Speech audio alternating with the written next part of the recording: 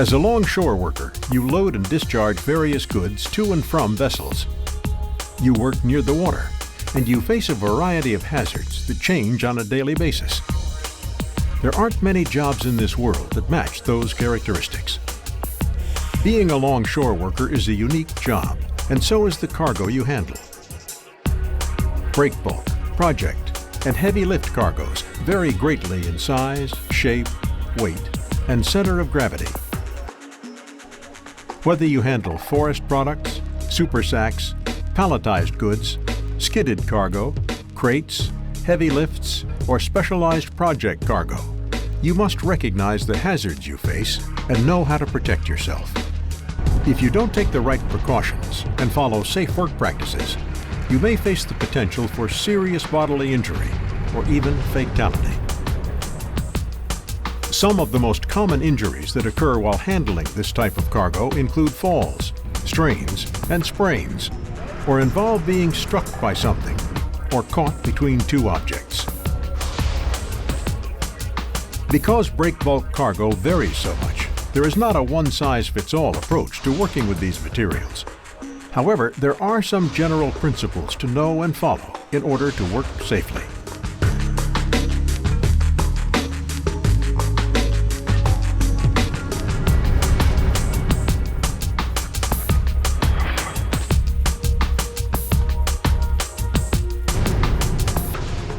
This program is designed to be shown in conjunction with the steel handling program and other training programs. You will learn safety-related topics and be given guidance on how to manage certain hazards in order to help prevent incidents and injuries. Handling breakbulk requires skills and attention to detail. You can work safely if you apply some basic principles.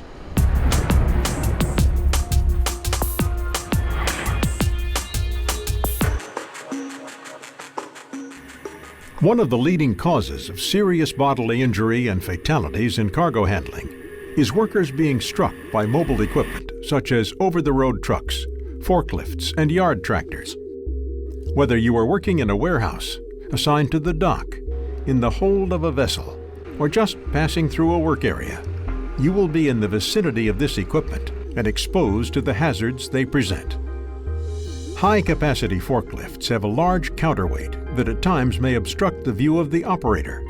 Regardless of how tall you are, it is not safe to stand behind any machine of any size while it is being operated. Workers on foot must know safe work practices, traffic-related hazards, and how to guard against injury. Observe and familiarize yourself with traffic patterns of the operation. Anticipate the movement of equipment, considering factors such as speed, direction of travel, and turning radius. Communicate with the operator, make eye contact, and acknowledge each other's presence. Pedestrian movement should be predictable. Do not shift direction haphazardly. Use caution around blind spots. Always stop, look, and listen. Do not step out quickly from blind corners or from behind cargo. Never stand under a load suspended on forks. Do not stand or walk by a truck or trailer on the side opposite the loading forklift. This worker is walking along the outside of a warehouse where forklifts are operating, coming in and out of the bay doors. The worker doesn't stop, look, and listen before walking right in front of the doorway opening. He is struck by a forklift that is exiting the warehouse. Forklifts are heavy and powerful machines. The impact from being struck by one can result in life-altering injuries and even death. As a pedestrian, upon approaching or entering a high-traffic mobile equipment area, remember to first stop. Then look to see if there is mobile equipment heading in your general direction. And last, if you cannot see any equipment, listen to make sure there is no mobile equipment coming around corners or from behind cargo. The operator should approach these blind corners slowly and sound the horn to notify pedestrians of the approaching forklift. Always be aware of the width of the forklift's load. Keep in mind that forklifts have rear-wheel steering and can turn quickly and sharply. Loose items such as tools, water cans, or personal items should not be placed on the forklift. Many injuries occur when a worker approaches a forklift to get an item and the forklift strikes the worker. Never approach the machine while any part of it is in motion. If you must speak to the operator or approach the forklift, get the operator's attention first, and always maintain eye contact as you approach. Use walkways designated for pedestrian use. Forklifts are designed for one person, the operator. Never ride on the forklift as a passenger or ride on the forks. Distractions are the cause of many serious injuries and fatalities. The use of iPods, MP3 players, or any other type of media device, as well as headphones or earbuds, is prohibited. Similarly, the use of cell phones is not permitted. Follow your employer's specific cell phone policies, as they may have designated areas for cell phone use. Avoid any distractions while operating or working around mobile equipment.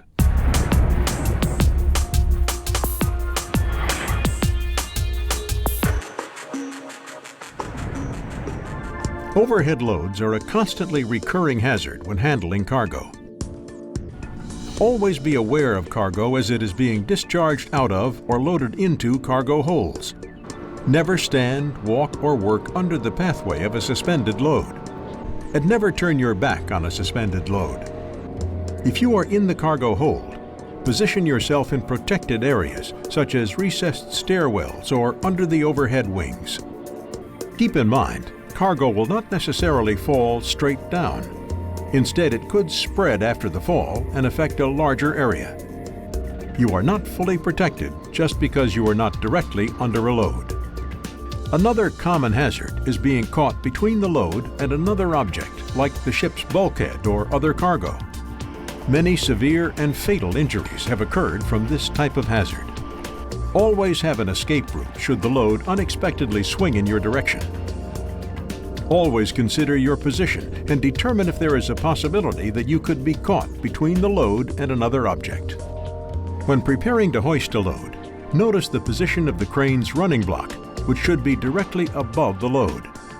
If it is offset from the load will swing toward the crane block. Know your surroundings and always have an escape route. To avoid getting your fingers crushed, grasp the slings open-handed when hooking or unhooking them from cargo. Allow the sling to leave your grasp if you feel it becoming tight. Cargo must be safely slung before hoisting. Make sure loose dunnage or hanging or protruding debris is removed. Follow rules for working around suspended loads, as slings may become damaged during the ship's voyage. When engaging the cargo hook into a sling or lifting point, make sure the load is firmly seated into the bowl of the hook. Tip loading a hook will damage the hook and may cause it to disengage from the load. Fall hazards are frequently encountered in longshoring. Examples include an unprotected edge of a 'tween deck, hatch combing, stowed cargo, or while hooking or unhooking at a height on the dock. There are several ways to protect against falls. The method chosen depends on the exact hazard you face, vessel design, the cargo being handled, and the method of stow. When confronted with a fall hazard, always consult with your supervisor for a plan of protection. The solution can involve different controls, such as repositioning, use of guardrails, or personal fall protection equipment. Following basic ladder safety is one way to eliminate falls. Visually inspect the ladder for non-slip footings at the base, and to ensure the rungs and side rails are in good condition. Make sure your boot soles are clean before climbing. Do not ascend or descend a ladder until others are off the ladder. Make sure your ladder is secure or held by coworkers. Face the ladder and use both hands to grip rungs firmly. Do not carry objects in your hand while climbing or descending, and always maintain 3 points of contact. Stay within weight restrictions and use appropriate safety devices as directed. Make sure the top of the ladder extends 3 feet beyond the landing surface.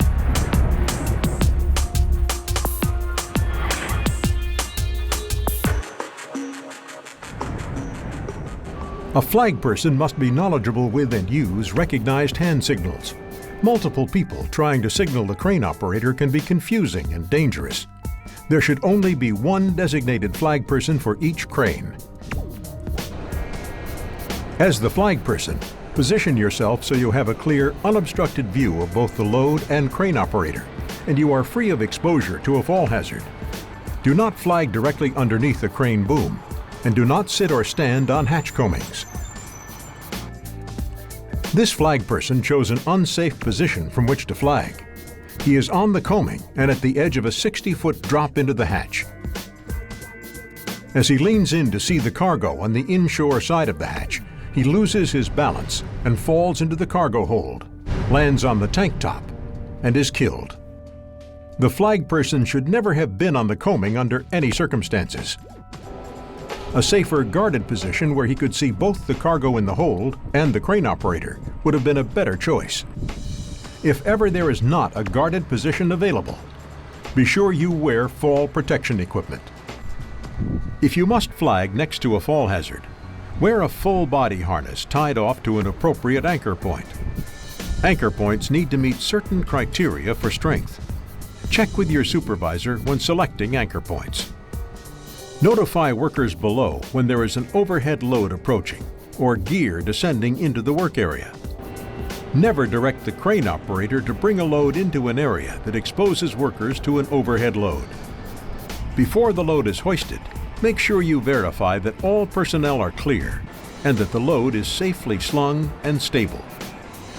Once the load is hoisted, if there is an issue with stability, rigging, or any other safety concern, ensure workers are clear and signal the crane operator to set the load back down for necessary adjustments.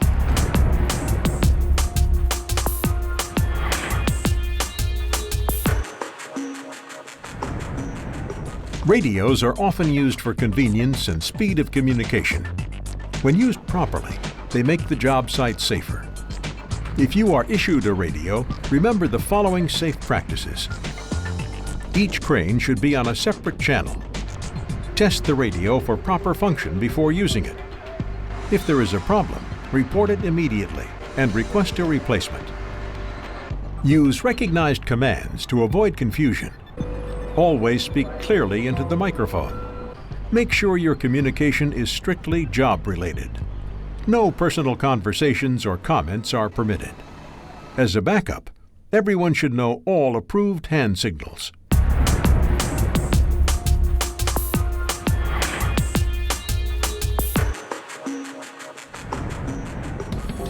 Heavy lift and project cargo are wide-ranging categories and generally involve pieces that use a great deal of the crane's capacity.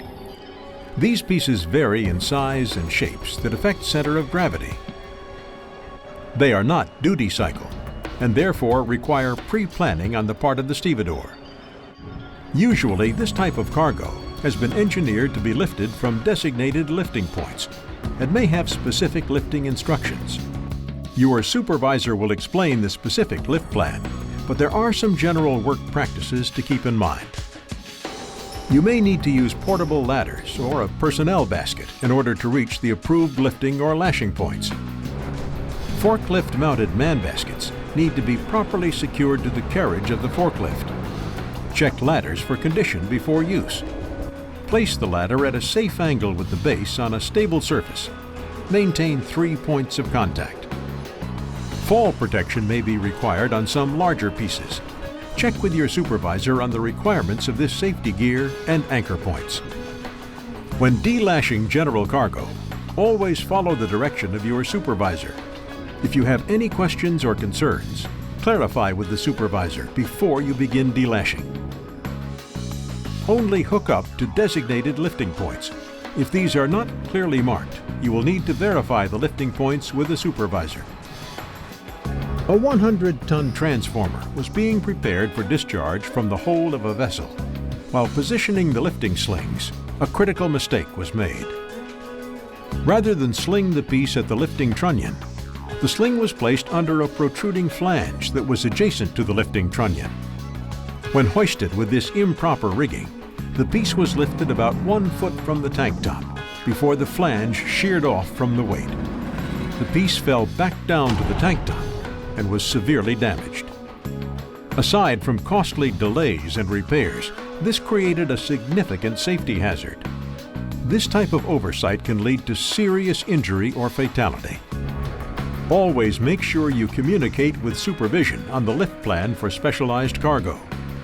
You and your co-workers will need to be certain where the designated lifting points are located. Lifting points may be identified by a recognized symbol, but that is not always the case. It is essential that you confirm lifting points with the supervisor before slinging a heavy lift. Some pieces are marked for center of gravity. Verify center of gravity by lifting slowly. Changes in rigging may be necessary to find adequate balance and stability. Clear away from the load before the instruction to hoist is given. Position yourself so that you will not be exposed to an overhead load as the cargo is transferred to or from the vessel. When a load is being landed, it needs to be positioned to its points of rest. Wait until the load is waist high before approaching it. Tag lines can be a useful tool if utilized properly. Hold and dock workers can use tag lines to guide or turn cargo to a certain orientation, or prevent swinging loads from causing damage to the cargo or the structure of the ship. Proper placement of the tag lines is critical and should be agreed upon by supervisors. Do not place any part of your body, including your hands and feet, underneath the load. Keep your hands clear of any pinch points.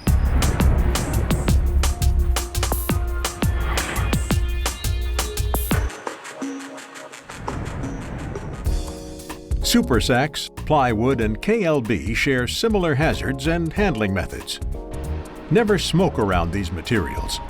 Wear safety glasses to prevent debris from getting into your eyes. Watch for trip hazards and be aware of gaps in the stowage. Some gaps may be covered by tarpaulin material or protective cover sheets. To remain within the safe working load limit of the crane, there will be a specific number of units that you are to hook up, as designated by the supervisor. As with any cargo, stay clear of overhead loads. On the dock side, be particularly aware of mobile equipment, since this type of cargo can be especially forklift intensive.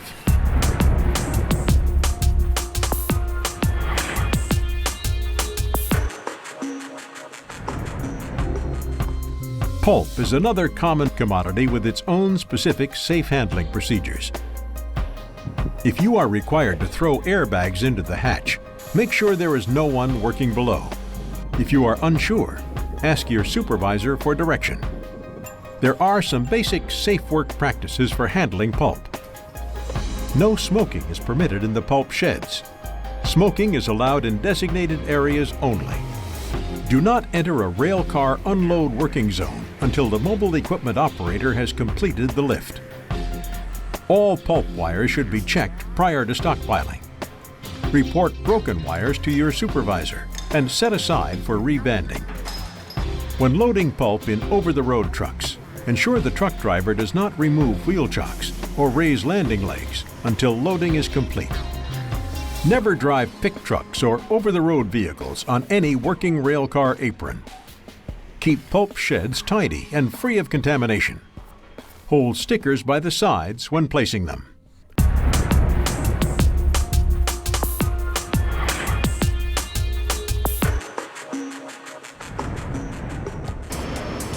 Some commodities are stowed on the deck of the ship for transport, allowing the vessel to increase its cargo capacity. 3 of these specific commodities are logs, lumber, and general cargo.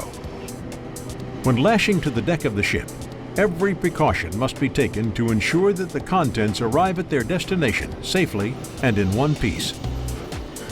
When stowing general cargo on deck, the supervisor will provide a deck lashing plan. If you have any questions or concerns, clarify with the supervisor before you begin deck lashing. Always inspect lashing equipment for wear and tear before you begin lashing, and report any issues immediately. When lashing on deck, stay together with other workers in a safe location on deck, ensuring that the crane operator can see you. Take care on slippery surfaces. Be mindful of loose bark, mud, frost, hydraulic fluid spills, and ice. Stay alert to tripping hazards such as wiggle wires, hog lashings, turnbuckles, and foot wires. Make sure slings are taut before any bands are cut. If it is necessary to turn the load around on deck, keep the load as low as possible and make sure you have firm footing. Ensure the bridle is not swaying when unhooking a load. Stay clear of the area when slings are being pulled from one end.